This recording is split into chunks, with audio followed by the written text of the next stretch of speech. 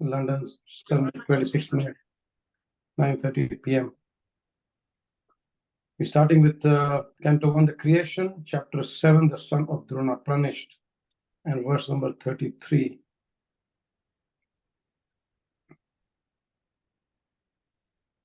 Om Namo Bhagavate Vasudevaya. Om Namo Bhagavate Vasudevaya. Om Namo Bhagavate Vasudevaya.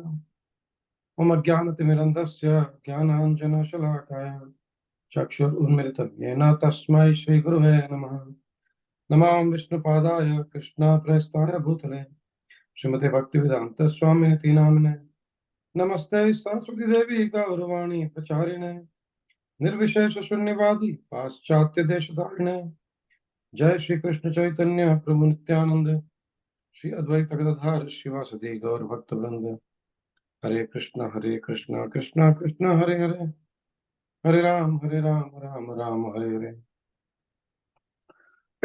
So we are studying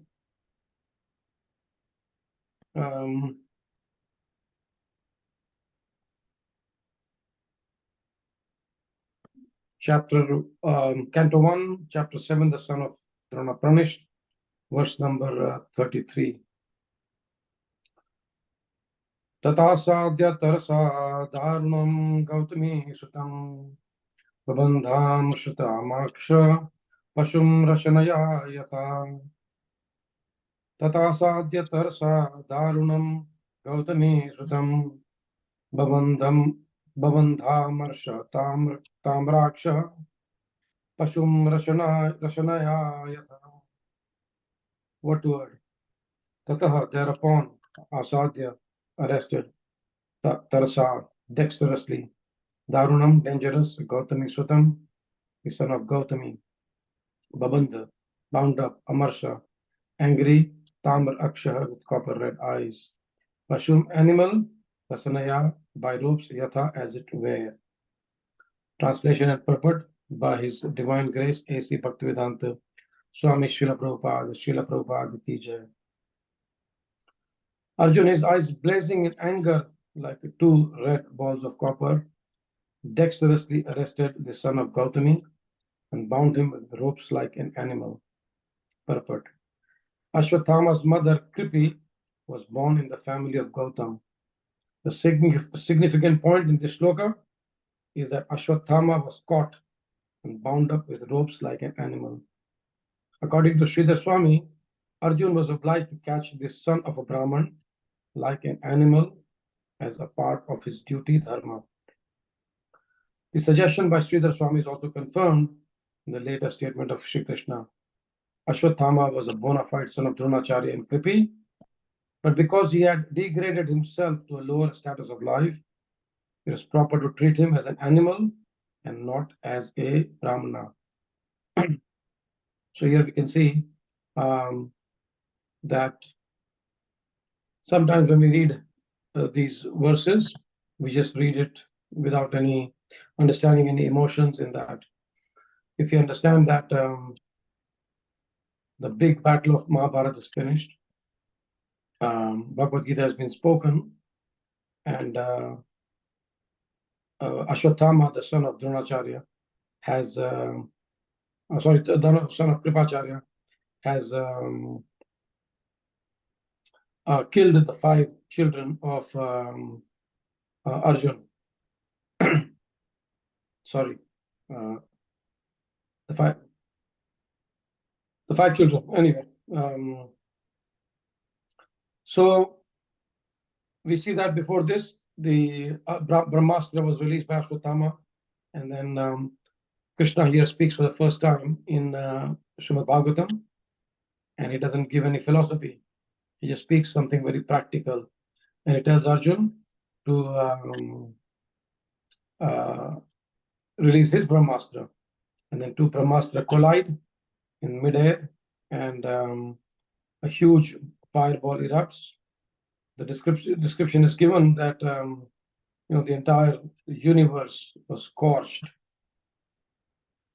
and then Arjuna is facing an unstoppable situation because the brahmastra is unstoppable, and brahmastra, like the the missiles, which are the modern day, sort of perverted weapons, it never fails to find its target.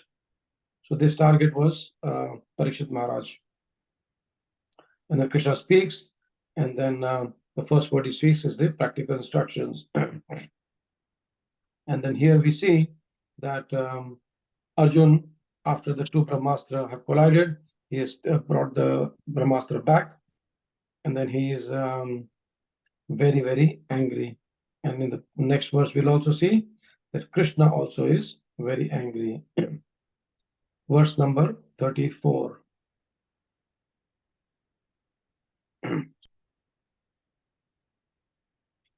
Shibiraya Shantam Rajva Bhatvar Kumbala Rahajunam Prakupito Bhagwan Ambuje Kṣṇa. Shibiraya Ninishantam Rajva Bhatvar Kumbala Rahajunam Prakupito Bhagwan Ambuje Kṣṇa. What word?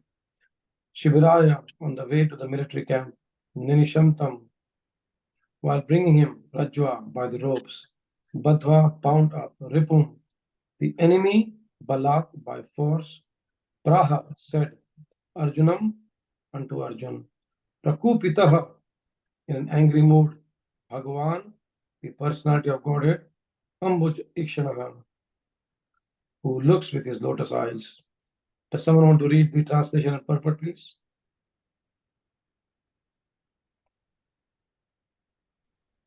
Hare Krishna, Prabhupada. Yes, please, Madhavi. Translation and purport by His Grace A.C. Bhaktivedanta Srila Prabhupada Ki Jai. After binding Aśvatthāmā, Arjuna wanted to take him to the military camp. The personality of Godhead, Śrī Kṛṣṇa, looking on with his lotus eyes, spoke to angry Arjuna. Purport: both Arjuna and Lord Śrī Kṛṣṇa are described here in an angry mood. But Arjuna's eyes were like balls of a red copper, whereas the eyes of the Lord were like lotuses. This means that the angry mood of Arjuna and that of the Lord are not on the same level. The Lord is transcendence, and thus he is absolute in any stage. His anger is not like the anger of the conditioned living being within the modes of qualitative material nature, because he is absolute. Both his anger and pleasure are the same. His anger is not exhibited in the three modes of material nature. It is only a sign of his bent of mind towards the cause of his devotee, because that is his transcendental nature. Therefore, even if he is angry, the object of anger is blessed. He is unchanged in all circumstances. Hare Krishna, Prabhu. Thank you, Mataji. So we see that in the previous verse, Arjun's eyes are shown as Tamra Akshara. Tamra, as we know, Tamba means copper, red copper. So Arjun's eyes are like red copper, and Krishna's eyes are here called Ambuje Kṣṇa, looks like lotus eyes. So this is what happens in most fierce of the situations. Krishna is still very cool, calm, and collected. But we'll see that the test for Arjuna is coming now. In the next few verses, we'll see what happens here. Now we can also understand that this is like a part of Mahabharata. The battle is ended, and this is the answer to the second question by Shaunak Rishi and Sut Goswami, speaking about how Sukadeva Goswami was accepted by the others and the story of Parikshit Maharaj. So, but before saying that, Sut Goswami is speaking about the appearance of Parikshit Maharaj. So, what does Mahabharata do? What does Srīmad Bhāgavatam do? It's explained that there are three things to us, and they explain to us at three different levels. First of all, as a part of the history, they're showing the people on the earth, the personalities of the earth. It's a story of all the people who are earthly beings. a great dynastic struggle. They're involving kings and princesses, family intrigues. These things are going on here. That's the first level. But again, second, it is a cosmic story. It is a story not from this world, because many of the great personalities of Mahabharata are actually coming from higher worlds. We can see, Krishna has come from the higher world. Karna has come from the higher world. So these are the personalities who are coming from the higher world. But ultimately, at the third level, what does Mahabharata do? It is actually presenting a spiritual narrative for us. So Mahabharata is containing Bhagavad Gita, and Bhāgavatam is also containing a little bit portion of Mahabharata. So we can see that they're talking about the worldly personalities, the otherworldly personalities, and at the end of the day, the spiritual personalities. So this is the way we understand Srimad Bhagavatam. And in this verse specifically, what is given here is that Arjuna is angry. Yes, Arjuna is very angry. And Krishna, even though he's angry, but he's not the body of Krishna, the body of the eyes of Krishna. We know that the eyes are the face of the mind, and the face is the face of the body. So when we are angry, then it will show up on our face. And when it shows up on our face, it is shown up in our eyes also. But here Krishna, even though he's angry, but his anger is not, as Prabhupada says, exhibited in the three modes of material nature.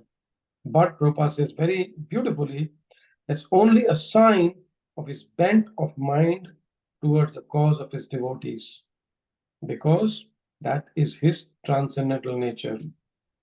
If Krishna is not transcendental, even he will be affected by the modes of nature.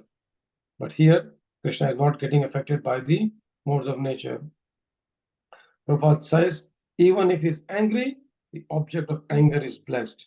And we also then see same thing was happening with Srila Prabhupada. Prabhupada, it's not that Prabhupada will not get angry.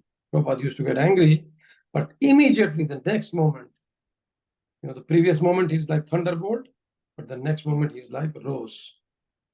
So the only reason why Prabhupada was angry is for the betterment of his disciples, for the betterment of ISKCON, for the betterment of his devotees. So Prabhupada, because he's a pure devotee, is a pure representative of Krishna, even he is showing these transcendental attributes, even when he's angry, but next moment he is very, very compassionate, very loving. And there are so many examples which are there in his story, where Prabhupada is angry once, and then immediately after that, he is very, very calm and cool and compassionate. Any questions or any comments on this verse before we move to the next verse? Hare Krishna Prabhu. You said that this is like the spiritual person here is Lord Krishna. Mm-hmm. And the other worldly personalities, it is like Arjuna, Karna, those ones. And what about the worldly personality? Is there an example, Prabhu? Worldly personality. So Arjuna and Karna are not worldly personalities. Yeah. Arjuna, of course, he's an eternal associate of Krishna. The worldly personalities are all the kings and the soldiers assembled to fight on the battlefield. All the different kings, dynasties, the princesses, and all of them. So, as we know that in this battlefield, kings and princes and the warriors from all over the world came to take part. And the Kshatriya code, according to the Kshatriya code, they actually look forward to such opportunities of both fighting and gambling. That is the Kshatriya code. Does it make sense, Madhaji? Yes, Prabhu. Thank you, Prabhu. Okay. Anyone else?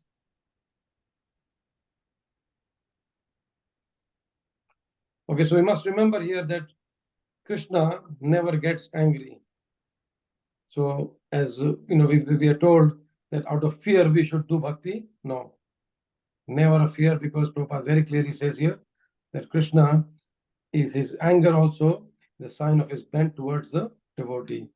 And Krishna is completely compassionate, always happy in all circumstances. Verse number 35.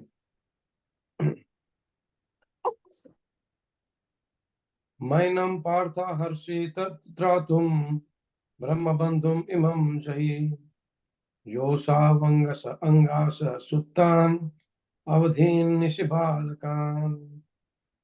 What word? Ma enam, never unto him. Partha, O Arjun. Arhasi, ought to. Tratum, give release. Brahma-bandhu, a relative of a brahmana. Imam, him. Jahi, kill. Yaha, he who has. Asaw, those. Anagasaha, faultless. Suttan, while sleeping. Avadhit, killed. Nishi, at night. Balakan, the boys. Does anyone want to read the translation in purport, please?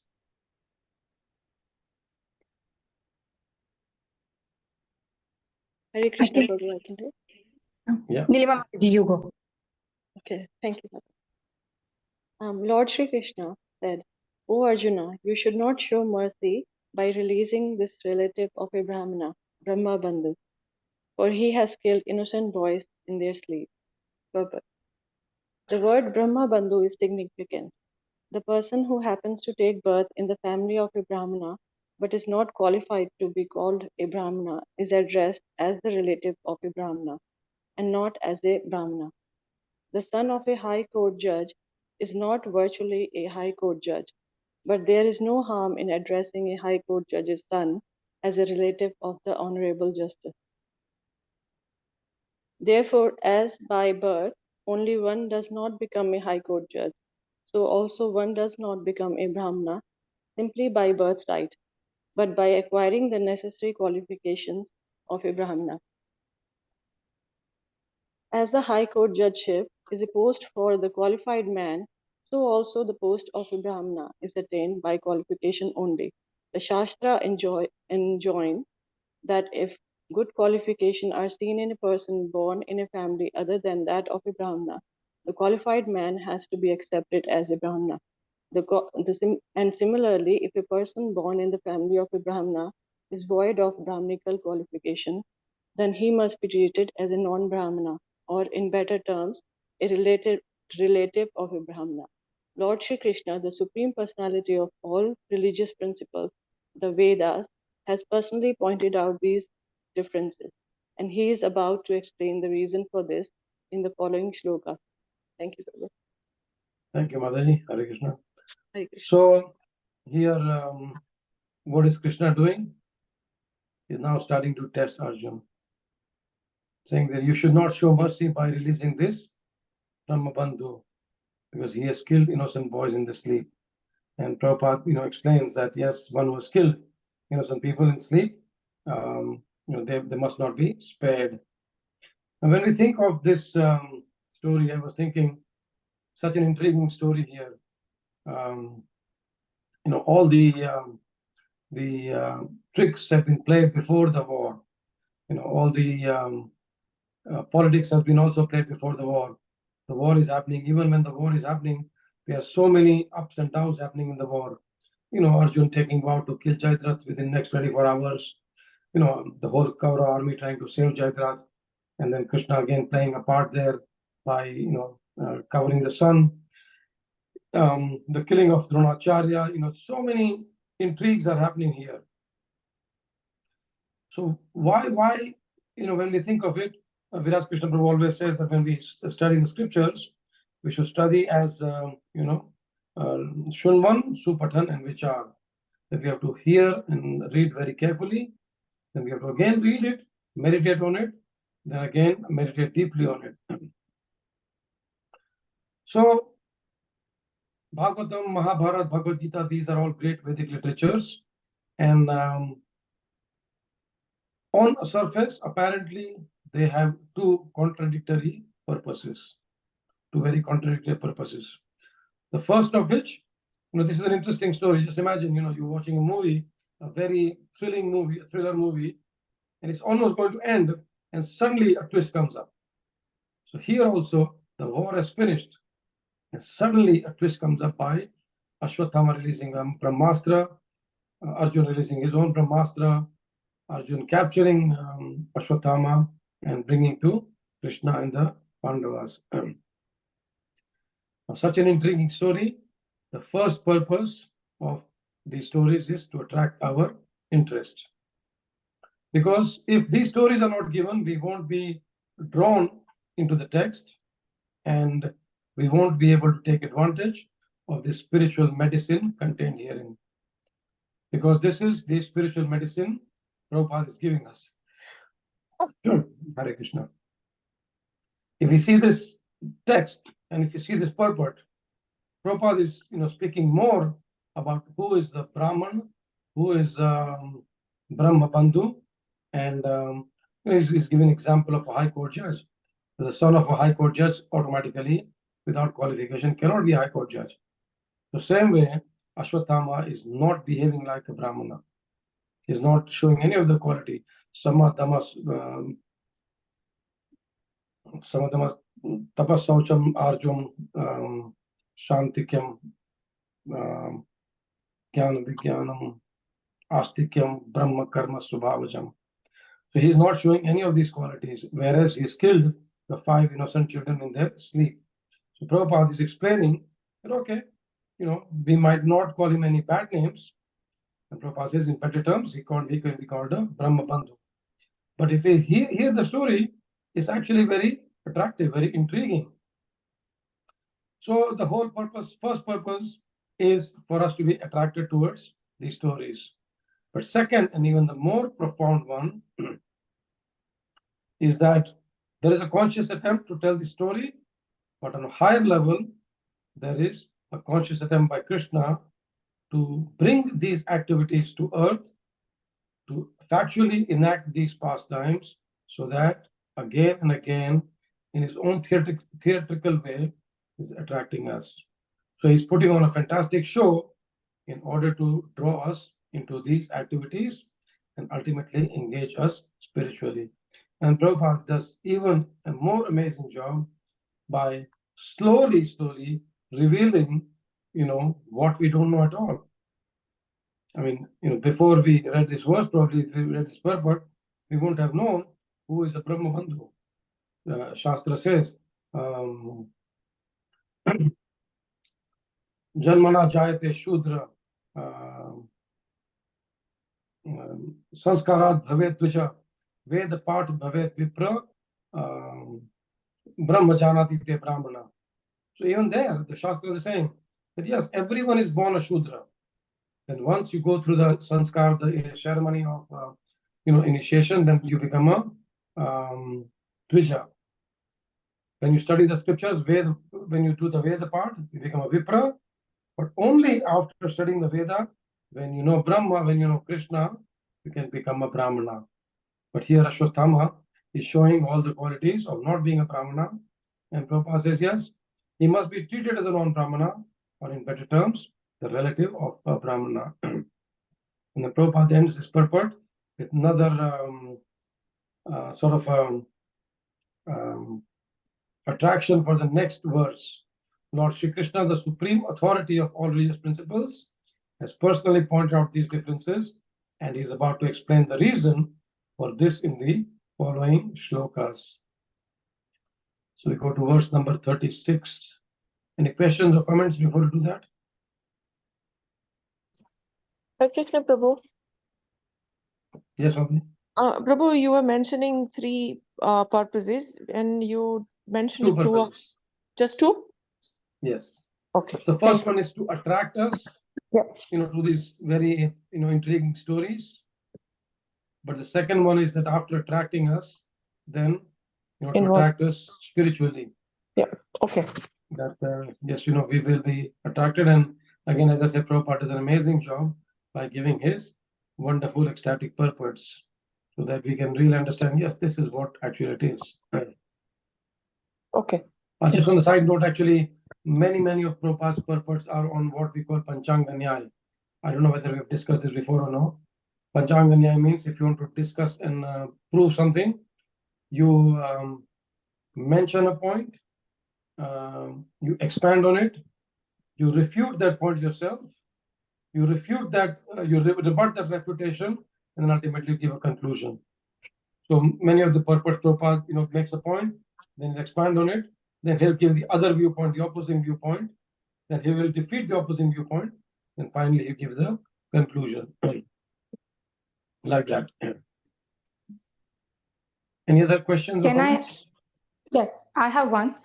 You know how at the end of last purport you said Krishna never gets angry and we should not fear him while we are doing devotional service. I was just thinking, isn't fear also important in the beginning of devotional service, because then we don't take things for granted and Krishna for granted, and then our consciousness pricks us when we are a bit fearful and when we are doing something wrong. So wouldn't in that way fear be a good thing to have? I would say discipline would be a better word to use. Yes, fear for our own progress, yes, is important, but not fear of God. So there's a difference here. When we are fearful of the result of our actions, then we come back straight on course. That's a different thing. But we should not be fearful of God. Otherwise, it will paint a very bad picture, to the others when we are speaking. And that's what has happened to many of us when, back home, many places, ye nahi karega to, if you don't do this, this will happen. And we know that that's not true at all. Yes. So when we generally speak about fearlessness, sorry. No, go ahead, you go ahead. Yeah. Yeah, so when we generally speak about fearlessness, it is fearlessness from, like, we don't have to be fearful of God is what it means, right? No, that fearlessness is that also correct? we speak about fear of anything else. Okay. I think in one of the places you mentioned that when we want to be free or when we want to be independent, we must be dependent on the Bhāgavatam, dependent on holy name, dependent on Guru, dependent on Prabhupada. So yes, that is what we call fearlessness. Okay, got it. That when you completely are dependent on these, spiritual aspects, these personalities, then we become fearless. Okay, thank you. Does it make sense? As we've discussed, also Bhaktivinoda Thakur says 4 levels of bhakti. First one is bhaya, second is asha, second is asha, third is kartavya, and fourth is prema.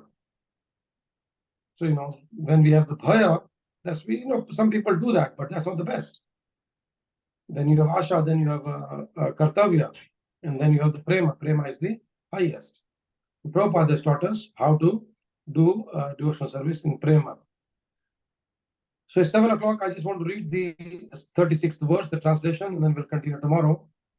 Krishna says, a person who knows the principles of religion does not kill an enemy who is careless, intoxicated, insane, asleep, afraid, or devoid of his chariot. Nor does he kill a boy, a woman, a foolish creature, or a surrendered soul. So thank you very much for joining. Granth Srīmad Bhāgavatam ki jai. You have a wonderful day, and I'll have a wonderful evening here. And Krishna willing, we'll see you tomorrow again. Same time. Granth Srīmad Bhāgavatam ki jai. Srila Prabhupada ki jai. Jai, Thank you very much. Hare Krishna. Thank you, Prabhu. Thank you, Prabhu. Hare Krishna. Hare Krishna.